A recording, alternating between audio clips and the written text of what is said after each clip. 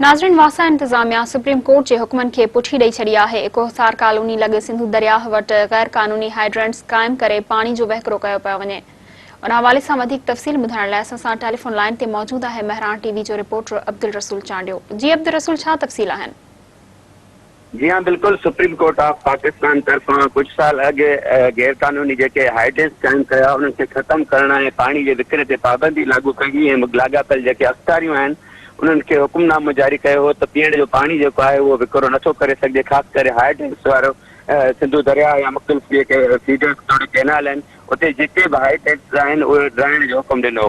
पर वासा इंतिज़ामिया supreme court जे हुकुमनि खे पुठी ॾींदे कोहसार वारे इलाइक़े में सिंधु दरिया में गैर कानूनी तौर ते हाइड्रेंट्स क़ाइम कयो वियो आहे जिते जेको पानी आहे उहो पैसनि एवज़ विकिरो कयो पियो वञे ऐं उनजो विकिरो जेको आहे अञा ताईं बि जारी आहे। इन हवाले सां असांजी ॻाल्हि ॿोल थी आहे एमडी वासा ज़ाहिद खेमटियो सां। हुनजो चवणु आहे त अॻिणो जेको एमडी वासा हुयो उन उन्हनि खे परमिट ॾिनी हुई, उहो बि इन सबबु जेके हुते मुख़्तलिफ़ डेवलपमेंट जो जेको कमु पियो थिए सिर्फ़ु उन्हनि खे पाणी ॾिनो वञे, पर हीउ जेको पाणी आहे विकिरो करे रहियो आहे उन ख़िलाफ़ कार्रवाई थींदी। यादि रहे त हीउ जेको हार्डेंस आहे इन हार्डेंस सां पीपल्स पार्टी या अहम अॻुवान आहिनि जंहिं में छिकताण वारो जेको मामिलो आहे उहो हिक ॿिए जे मथां इल्ज़ाम तराशी वारा जेके ॻाल्हियूं आहिनि उहे साम्हूं अची रहियूं आहिनि। जी अब्दुल रसूल, तफ़सीली ख़बरनि खां आगाह करण लाइ मुंहिंजी महिरबानी।